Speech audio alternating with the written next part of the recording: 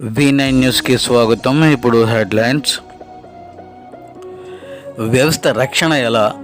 కల్తీపై గతంలోనే పోరాటం. కొత్త చట్టాలు అవసరమా? అడ్వకేట్ ఐఎం అహ్మద్ సీనియర్ న్యాయవాదితో ముఖాముఖి.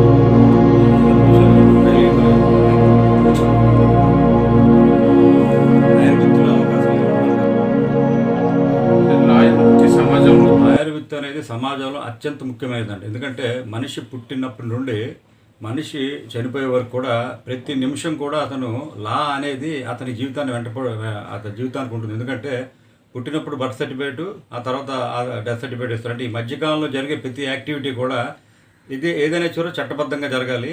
లా అనేది అందరూ తెలుసుకోవాల్సిన విషయం. అది కేవలం లాయర్లు చదవాలి కాదు. ఎందుకంటే సమాజంలో మనం ఎలాగ ఉండాలి, సమాజ హితం మనం ఎలా చేయాలి, ప్రజలకి మనం ఏం చేయగలం, మన బాధ్యత ఏంటి, ఏది మంచి ఏది చెడు, ఈ దేశంలో ఉండాలంటే ఈ దేశంలో చట్టాలు మనం ఎలా గౌరవించాలి, ఈ దేశంలో చట్టాలు ఏంటి, మన పరిధులు ఏంటి, మన బాధ్యతలు ఏంటి అనేది తెలుసుకోవాలంటే ముఖ్యంగా ఈ చట్టాలు అనేవి చదవాల్సిన చాలా అవసరం. ముఖ్యంగా నేను చెప్పేది ఏంటంటే ప్రతి ఒక్కళ్ళు కూడా రాజ్యాంగాన్ని చదవాలి. ఏ విధంగా అయితే మీరు మీ మత గ్రంథాలు చదువుతారో, బైబిల్ చదువుతారో, ఖురాన్ చదువుతారో, భగవద్గీత చదువుతారు, ఇవన్నీ మతపరంగా అన్నీ చాలా అవసరమే.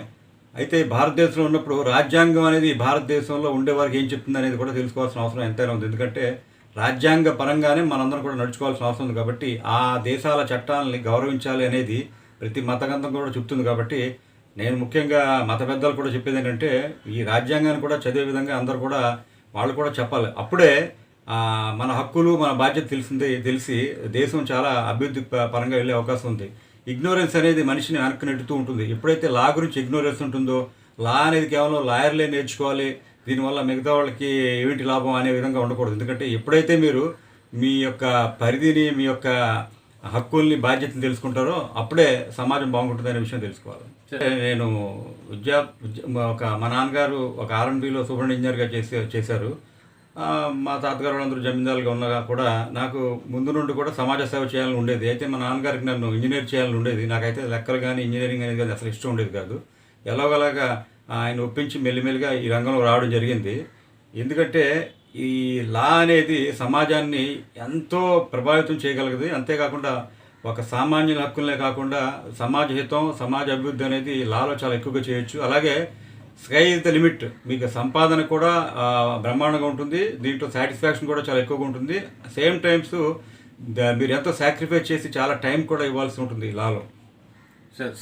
అయితే గాంధీ గారు అలాగే లాల్ బహదూర్ శాస్త్రి గారు ఇలాగ చాలామంది గొప్ప గొప్ప మహానుభావులు అక్టోబర్ 2న పుట్టడం, నేను కూడా ఆ రోజే పుట్టడం నా అదృష్టం. ఎందుకంటే వాళ్ళ పుట్టినరోజు పుట్టడం అనేది ఒక విధంగా నాకు కూడా ఇన్స్పిరేషనే. నేను చిన్నప్పటి నుండి కూడా గాంధీ గారి గురించి మనందరం చదువుకున్నాం.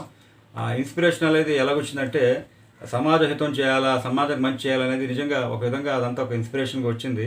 ఒక్క విషయం చెప్తున్నా, ఈరోజు నేను ఆహార కల్తీ మీద పబ్లిక్ ఇంట్రెస్ట్ లిటిగేషన్ వేయడం కానీ, అలాగే పోర్ట్ పొల్యూషన్ మీద, అలాగే మైనార్టీల హక్కుల మీద, అలాగే బాలల హక్కుల మీద, అలాగే మహిళల హక్కుల మీద, అంతేకాకుండా వివిధ ఇష్యూస్ మీద, అంటే ఎయిర్ పొల్యూషన్ కానీ, ట్రాఫిక్ పొల్యూషన్ కానీ, వీటి మీద నేను కేసులు వేయడం కానీ, వ్యాసాలు రాయడం కానీ, లేకపోతే దీని మీద రీసెర్చ్ పేపరు ఒక ఈ పొల్యూషన్ సబ్మిట్ చేయడం కానీ, ఇవన్నీ ఎందుకు జరిగాయంటే కేవలం నేను డబ్బు సంపాదించాలి, ఒక న్యాయవాదిగా నేను మంచి పేరు ప్రఖ్యాతులు సంపాదించాలి అనే కాకుండా సామాజిక బాధ్యతగా, మీకు కార్పొరేట్ రెస్పాన్సిబిలిటీ అనేది కార్పొరేట్ కంపెనీస్కే పెట్టడం కాదు, ప్రతి వ్యక్తి కూడా, ప్రతి వృత్తిలో ఉన్నవాడు కూడా సామాజిక బాధ్యత వహించాలి. ఒక ఇంజనీర్ కూడా సామాజిక బాధ్యత వహించాలి. ఇప్పుడు ఆలోచించకుండా మనం సమాజానికి ఏమి ఇచ్చామనేది ఎప్పుడు కూడా ఆలోచిస్తేనే మనకు సంతృప్తి ఉంటుందని ఈ వృత్తిలో ముఖ్యంగా నేను తెలుసుకున్నాను. వృత్తి అసోసియేషన్ కూడా న్యాయబద్ధంగానే వాళ్ళు నడవాలి. అదే సొసైటీస్ యాక్ట్గా ఏమోనండి, తర్వాత ఏమో బైలాస్ ఏంటి, రూల్స్ అండ్ రెగ్యులేషన్స్ ఏంటి, చట్టబద్ధంగా జరగాలంటే వాళ్ళందరూ కూడా చాలా స్కూల్స్ కానీ, కాలేజెస్ కానీ, సంస్థలు కానీ, స్వచ్ఛంద సంస్థలు కానీ, ఇలా ప్రజలు కానీ, బాధితులు కానీ, ఇలాగ రకరకాల వ్యక్తులందరూ కూడా వస్తూ ఉంటారు. ఎందుకంటే ఇక్కడ మా దగ్గరికి వచ్చేది వాళ్ళు ప్రాపర్ గైడెన్స్ తీసుకోవడానికి, ప్రాపర్ లీగల్ అడ్వైస్ తీసుకోవడానికి, అలాగే న్యాయపరంగా పోరాడి వారి హక్కుల్ని, వాళ్ళ ప్రాపర్టీల్ని, వాళ్ళ బాధ్యతల్ని వాళ్ళు అన్ని విధాలుగా లాభపడడానికి, వాళ్ళు కాపాడుకోవడానికి వస్తారు. కాబట్టి ప్రాపర్గా గైడెన్స్ ఇవ్వడం అనేది చట్టపరంగా అదే మా వృత్తి ధర్మం అని చెప్పి, కాబట్టి మేము అందరికి కూడా సరైన అడ్వైజ్ ఇస్తాం. యాక్చువల్గా ఈ 5 years లా అనేది టోటల్గా లీగల్కి 5 years చదువుతారు, 3 years అనేది 3 years ఉంటారు. అయితే ఇంకో డిగ్రీ చేసి దీంట్లో వస్తారు. అంటే అకాడమిక్ అనేది పక్కన పెడితే కనుక మా అనుభవం ఏంటంటే సమాజానికి ముందు చదవాలంటే సమాజంలో కొంతకాలం ఏదైనా ఉద్యోగం కానీ, సమాజంలో ఏదైనా ఒక వృత్తి కానీ, మీరు జర్నలిస్ట్ అయినా కానివ్వండి, మీరు లేకపోతే వేరే ప్రైవేట్ ఉద్యోగం అయినా కానివ్వండి, లేకపోతే ఏదో ఒక విధంగా ఒక 2 సంవత్సరాలు ఇప్పుడు ఎలాగైతే ఎంబీఏలో చదివిన తర్వాత ఎక్స్పీరియన్స్ కావాలంటారు, అన్ని చోట్ల కావాలంటారు కదా. ఇప్పుడు సమాజాన్ని అర్థం చేసుకుంటేనే కదా మన కోర్టులో వాదించాలన్నా, లేకపోతే ఏదైనా చేయాలన్నా. అందుకోసం నన్ను అడిగితే 2 సంవత్సరాలు ఏదైనా చేసి ఆ అనుభవంతో, న్యాయ పరిజ్ఞానంతో కోర్టులోకి వస్తే ఇటు ఇండస్ట్రియల్ కేసెస్ కానీ, ఇటు పబ్లిక్ ఇంట్రెస్ట్ లిటిగేషన్స్ కానీ, ఇటు ఏదైనా సివిల్ క్రిమినల్ కేసెస్ కానీ అన్నిటి మీద ఒక అవగాహన ఉంటుంది. కాబట్టి సమాజాన్ని చదవాలంటే సమాజంలో ఉండాలి. కాబట్టి నేను ఇచ్చే అడ్వైజ్ ఏంటంటే డైరెక్ట్గా ప్రాక్టీస్ రావడం మంచిదే, కానీ సమాజంలో కూడా కొంతకాలం మీరు ఉంటే కనుక ప్రజల్లో అన్నీ మీరు అబ్జర్వ్ చేస్తే మీకు చాలా ఉపయోగంగా ఉంటుంది. మీరంటే సమాజానికి నేనేమి ఇవ్వగలను. ఎందుకంటే లాలో ఉన్న పెన్ను చాలా పవర్ఫుల్. ఎందుకంటే భారతదేశంలో 3 ముఖ్యమైన అంగాలు ఉన్నాయి: శాసనశాఖ, కార్యనిర్వహణ శాఖ, న్యాయశాఖ. శాసనశాఖ అంటే మీరు ఐఏఎస్, ఐపీఎస్ ఆఫీసర్లు, తర్వాత ఏమో ఉద్యోగులు అవ్వాలి. అదే లేకపోతే ఇది మన కార్యనిర్వహణ శాఖ అంటే, శాసనశాఖ అంటే ఎమ్మెల్యేలు, ఎంపీలు ఎందరూ అవ్వాలి. ఇవన్నీ ఏంటంటే కష్టపడి ఏదో ప్రజల మన్ననలు పొంది, లేకపోతే ఏదో ర్యాంకులు తెచ్చుకొని చేయాలి. న్యాయశాఖలో వచ్చేసరికి మీరు లా చేసిన తర్వాత మీకు అపారమైనటువంటి అవకాశాలు ఉంటాయి. మీకు మంచి న్యాయవాదిగా మీకు పేరు వస్తే ఇంకా దేశంలో మీరు ప్రముఖుడిగా అయిపోతారు. అంతేకాకుండా కొన్ని లక్షల మందికి మీరు ఎంతో హెల్ప్ చేయగలరు. ఆ అవకాశం మాత్రం కేవలం లాలోనే ఉందని నేను గాఢంగా నమ్మాను. ఎందుకంటే మీరు ఎమ్మెల్యే, ఎంపీ అయినా కూడా 5 సంవత్సరాలు ఉంటారు. ఆ తర్వాత మళ్ళీ ప్రజలు గెలిపిస్తారో లేదో తెలియదు. మళ్ళీ వాళ్ళు అజ్ఞాతలు వెళ్ళిపోతారు. పాపం ఎవరెక్కడున్నారో తెలియదు. మనం ఎంతోమందిని చూసాం, వస్తుంటారు, పోతుంటారు. ఎందుకు చెప్పే విధంగా వాళ్ళు పనిచేస్తారు. చాలామంది ఈ మధ్య మనం చాలా విమర్శలు కూడా చూసాం. కాబట్టి అది కూడా నేను పెద్దగా ఈ గొప్ప ఫీల్డ్గా నేను భావించకుండా లాలో ఎందుకు వచ్చానంటే, లా అనేది ఇండిపెండెంట్ ప్రాక్టీస్. ఎవరి ఒత్తిడి ఉండదు, ఎవరు మిమ్మల్ని ఇన్ఫ్లుయెన్స్ చేయలేరు. మీరు కేవలం రాజ్యాంగబద్ధంగా, రాజ్యాంగ ఆధీనంలో మీరు విస్తృత అధికారాలు కలిగి భారతదేశంలో ఏ కోర్టులో అయినా ఎక్కడైనా సరే మీరు ప్రశ్నించే ధైర్యం ఈ రాజ్యాంగం మీకు ఇచ్చింది, మీకు బాధ్యత, హక్కు ఇచ్చింది. కాబట్టి దీనంత పవర్ఫుల్గా ఏది ఉండదని నేను భావిస్తాను. కాబట్టి న్యాయవాదిగా నేను ప్రాక్టీస్ చేసినందుకు, న్యాయవాదిగా ఉన్నందుకు నేను ఎంతో ఆనందపడుతూ దేవుడికి నేను ఎంతో కృతజ్ఞతలు తెలియజేసుకున్నాను. ఎందుకంటే ఇంత మంచి అవకాశం, న్యాయవాది వృత్తి అనేది గొప్ప మంచి చెడులు తెలుసుకొని అన్నీ తెలుసుకున్న తర్వాత ఈ రంగంలో వస్తే కనుక వాళ్ళు జీవితాంతం కూడా హ్యాపీగా ఉండి ప్రజలకు కూడా ఉపయోగపడతారు, సమాజానికి ఉపయోగపడతారు, తన కుటుంబానికి ఉపయోగపడతారు, వ్యక్తిగతంగా కూడా సాటిస్ఫాక్షన్ వస్తుంది. కాబట్టి దీన్ని మించిన వృత్తి లేదని చెప్పి నేను చెప్తాను. మీరు అంతిమ వాద్యం గురించి చెప్తారు. ఎందుకంటే ఇండివిజువల్ కేసెస్ కొన్ని వందలు ఉన్నా కూడా ప్రజా ప్రయోజన వాద్యం ఏంటంటే లక్షలాది మంది, కోట్లాది మంది, వేలాది మందికి ఇది డైరెక్ట్గా బెనిఫిట్ అవుతుంది. మనం ఇప్పుడు వెళ్తున్నప్పుడు మామిడికాయల్లోనేమో కార్బేట్స్ కలిపేసి పసుపుగా ఉంటే చూడడానికి, తింటేనేమో కడుపులో నొప్పి వస్తే, ఆరోగ్యాలు పాడవుతే, మీకు ఆ లోపల ఆర్గన్స్ దెబ్బతింటే రుచిగా ఉండదు. కానీ సమ్మర్ వచ్చేసరికి అలాంటి మామిడికాయలు ఎక్కువ దొరుకుతున్నాయి, అలాగే అలాంటి పండ్లు ఎక్కువ దొరుకుతున్నాయి, రకరకాల పండ్లు. అప్పుడు నేను ఆలోచించాను, ఇంత జరుగుతున్నా కూడా ఎక్కడ అమ్ముతున్న వల్ల ఇది కలెక్టర్ గారింటి ముందు, జడ్జి గారింటి ముందు, అదే ఎస్పీ గారింటి ముందు, ఇలా వీవీపీ ఇంటి ముందు కూడా పెట్టి అమ్మేస్తున్నా కూడా వాళ్ళు ఎవరు కూడా మరి దీని గురించి పట్టించుకునే పరిస్థితి లేనప్పుడు నేను ఆలోచించా, ఎంతమంది ఆరోగ్యాలు పాడైపోతున్నాయి, ఇలా కార్బేట్ యూజ్ చేస్తున్నారు కదా, ఇలా ఆహార కల్తీ జరుగుతుంది కదా, ఈ ఆహార కల్తీని భారతదేశంలో అరికట్టగలిగితే మన ప్రజల ఆరోగ్యాన్ని మనం కాపాడిన వాళ్ళు అవుతాం, దేశాన్ని ప్రజలు ఆరోగ్యంగా ఉంటుంది, దేశం స్ట్రాంగ్గా ఉంటుంది అనే ఉద్దేశంతో నా వంతు నేను దేశ ప్రజలకు ఏం చేయగలను అని కల్తీ మీద, ఫుడ్ అడల్టరేషన్ మీద 2015లో ఉమ్మడి హైకోర్టులో నేను కేసు వేయడం, దాంట్లో ఇక్కడ మున్సిపల్ కమిషనర్ని, తర్వాత మీ పెద్ద పెద్ద అధికారులందరూ కూడా వాళ్ళని, రాష్ట్ర ప్రభుత్వాలు కూడా అదర్ పార్టీస్ కింద, అదర్ సైడ్ కింద పెట్టి వేయడం, రెస్పాండెంట్ల కింద వాళ్ళందరూ కూడా సంబంధించిన వాళ్ళందరూ వచ్చి అఫిడవిట్లు వేయడం, ఆహార కల్తీని మేము కంట్రోల్ చేస్తాం, తగినంత మందిని ఫుడ్ ఇన్స్పెక్టర్లను మేము అపాయింట్ చేస్తాము, అలాగే ఈ రసాయనాలు కలపడం పళ్ళలో, అంతేకాకుండా ఈ పెస్టిసైడ్స్ ఎక్కువ యూజ్ చేయడం కాకుండా హోటల్స్లో అని తనిఖీ చేసి ప్రజా ఆరోగ్యాన్ని కాపాడుతాంలో అఫిడవిట్లు వేయడంతో ఆ కేసు చాలా రాష్ట్ర వ్యాప్తంగా చాలా సంచలనం జరిగిన తర్వాత 2 రాష్ట్రాల్లో కూడా ఆ తర్వాత దీని గురించి చాలా ఇంప్లిమెంటేషన్ జరిగాయి. నాకు సాటిస్ఫాక్షన్ ఏమి వచ్చిందంటే, ఈ ఫుడ్ అల్టరేషన్ ఇప్పుడు మనం తిరుమల లడ్డు వ్యవహారం చూస్తున్నాం, ఎందుకు జరిగిందని చెప్తున్నారు, అక్కడ కల్తీ జరిగింది నెయ్యని. నేను 2015లోనే ఆ కేసు వేసినప్పుడు ప్రభుత్వాలు సీరియస్గా తీసుకొని, అధికారులు సీరియస్గా తీసుకొని అన్ని చోట్ల కూడా ఆహార కల్తీ చేస్తుంటే ఈరోజు ఇటువంటి దారుణమైన న్యూస్లు మనం వినే అవకాశం వచ్చేది కాదు. ఎందుకంటే ప్రజల మనోభావాలు కూడా కాపాడే విధంగా ఉంటుంది, అలాగే ఆరోగ్యాలు కూడా కాపాడే విధంగా ఉంటుంది. కాబట్టి ఎప్పటికైనా ప్రభుత్వాలు కళ్ళు తెరిచి, నేను ఏదైతే పిల్ నెంబరు 161/2015 పబ్లిక్ ఇంట్రెస్ట్ లిటిగేషన్, దాంట్లో నేను వేసిన కేసు ఏంటి, వాళ్ళు వేసిన కౌంటర్లు ఏంటి, జడ్జిమెంట్ ఏమి ఇచ్చారనేది రాష్ట్ర ప్రభుత్వాలు కనుక దాని గురించి చూస్తే కనుక లా అనేది చాలా పవర్ఫుల్గా చేసి, అధికారులు కూడా వాళ్ళకు కూడా మంచి పవర్స్ వచ్చి వీళ్ళు ఈ ఫుడ్ అల్టరేషన్ కంట్రోల్ చేస్తే కనుక చాలా మట్టుకు జబ్బులు అన్నీ కూడా కంట్రోల్ చేసి ప్రజలకు ఎంతో ఉపయోగంగా ఉండే విధంగా ఉంటుంది. కాబట్టి ఇప్పటికే ఎయిర్ పొల్యూషన్, డస్ట్ వచ్చేస్తుంది, లంగ్స్ ఇంటెస్టైన్ లంగ్ డిసీజెస్ వస్తుంది, లంగ్స్ ఫంక్షన్ స్లో అయిపోతుంది. దానివల్ల ఎప్పుడైతే లంగ్స్ ఫంక్షన్ స్లో అయిపోతుందో బాడీలో ఆర్గన్స్ అన్ని డ్యామేజ్ అవుతాయి, దీనివల్ల లైఫ్ స్పాన్ తగ్గిపోతుంది. ఇలా పోర్ట్ గురించి, అలాగే వెహికల్ పొల్యూషన్ వల్ల వచ్చే ఆ డస్ట్ పార్టికల్స్ వల్ల లంగ్స్ దెబ్బతింటున్నాయి. ఇలా అన్ని వింటున్నప్పుడు దాని పర్యవసనంగా తర్వాత చాలా మార్పులు జరిగి కన్వేర్ బెల్ట్ మీద కప్పడం కానీ, తర్వాత రిటైనింగ్ వాల్స్ కట్టడం కానీ ఎన్నో డెవలప్మెంట్స్ జరిగాయి. ఆ తర్వాత ఈ వెహికల్ పొల్యూషన్ గురించి నేను ఒక రీసెర్చ్ పేపర్ సబ్మిట్ చేశాను. ఎవరు, మన Andhra university association of British స్కాలర్స్ను, Andhra university environment department, association of British scholars వాళ్ళు నేషనల్ సెమినార్ కండక్ట్ చేసినప్పుడు ఒక రీసెర్చ్ పేపర్ సబ్మిట్ చేయడం జరిగింది. దాన్ని వాళ్ళు పబ్లిష్ చేయడం కూడా జరిగింది. అయితే ఈ రీసెర్చ్ పేపర్ని అప్పటికి రాష్ట్రపతి అబ్దుల్ కలాం గారికి ఇవ్వడం, ఆయనేమో దీన్ని డిపార్ట్మెంట్ ఆఫ్ ఎన్విరాన్మెంట్ ఫారెస్ట్ వారికి రికమెండ్ చేసి, ఈ రికమెండేషన్స్ బాగున్నాయని చెప్పేసి పంపడం జరిగింది. అందులో చాలా రికమెండేషన్లు ఇవ్వడం జరిగింది, దీనికి రెమిడియల్ మెజర్స్ ఏంటని. అదృష్టం అంటే అది దాన్ని చూసుకోవడం చేశారు, వేరే పక్కన పడితే చాలా మట్టుకు ఇంప్లిమెంటేషన్స్ అనేవి ఇప్పటికి కూడా రికమెండేషన్ మంచి అని చెప్తున్నారు. ముఖ్యంగా నేను అప్పుడే సజెస్ట్ చేశాను, వైజాగ్ ఏమో మెట్రో రైలు రావాలా, తర్వాత ఏమో ఈ పరిశ్రమల్లో వెళ్ళే వాళ్ళందరూ కూడా పూలింగ్ సిస్టమ్ పెట్టుకొని 5 కార్లు 5 వెళ్లకుండా ఒక్కొక్క కార్లో 5 ఒక్కొక్క రోజు వెళ్ళి, అలాగే పెట్రోల్ వాడకాన్ని, పొల్యూషన్ తగ్గించాలని, అలాగే స్కూల్స్ అన్నీ ఒకేసారి వదలకుండా టైమింగ్స్ మార్చి ట్రాఫిక్ జామ్స్ లేకుండా చేయాలి, ఎక్కడెక్కడైతే స్పీడ్ బ్రేకర్లు అవసరం అవి పెట్టాలని, ఎక్కడెక్కడ ఫ్లైఓవర్స్ కట్టాలని, అవన్నీ కూడా ఒక పకడ్బందీ ప్లానింగ్ తోటి దాదాపు ఒక 30కి పైగా సజెషన్స్ ఇవ్వడం జరిగింది. దాన్ని రాష్ట్రపతి అబ్దుల్ కలాం గారు సెంట్రల్ గవర్నమెంట్కి ఫార్వర్డ్ చేయడం కూడా గొప్ప విషయం. అది చెప్పరు. దాని మీద నేను తర్వాత హ్యూమన్ రైట్స్ కమిషన్లో, తర్వాత చైల్డ్ రైట్స్ కమిషన్లో కూడా ఈ పొల్యూషన్ తగ్గించడానికి నేను పిటిషన్ వేయడం కూడా జరిగింది.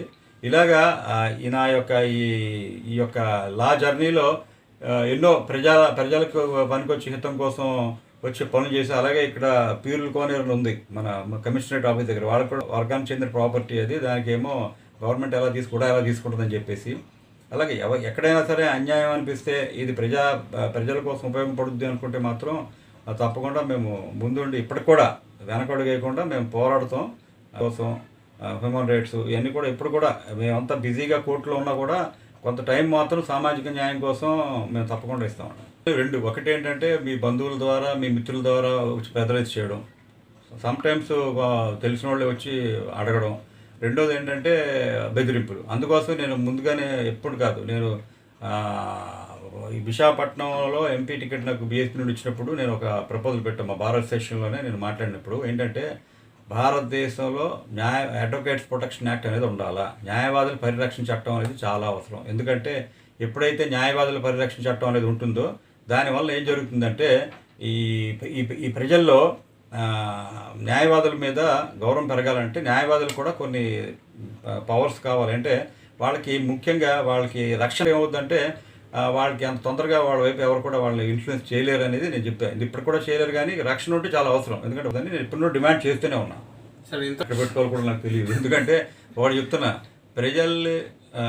ప్రజల్ని మీరు సమాజానికి మీరు హితం చేస్తే సమాజం మీకు డెఫినెట్గా గుర్తిస్తుంది. సమాజాన్ని గుర్తిస్తున్నట్టు మీకు ఏదో ఎమ్మెల్యేనో ఎంపీలో పదవులు ఇస్తాం కాదు. సమాజం మనసు మీరు గెలుచుకుంటే సమాజం మిమ్మల్ని ఎప్పుడు కూడా మనసులో మీకు గుండెలో పెట్టుకుంటుంది అనేది ఉదాహరణ ఏంటంటే నా ఆఫీస్లో ఉన్న మెమరాండాలు కానీ ప్రశంసా పత్రాలు కానీ అని మీరు చూశారు. మాకు అయ్యే సాటిస్ఫాక్షన్ ఏంటంటే కనీసం మేము ఏదో కాస్త కోస్త చేయగలుగుతున్నాం, దాన్ని సమాజం కూడా గుర్తిస్తుంది అనేది మాకు చాలా సాటిస్ఫాక్షన్ ఇస్తున్నాం.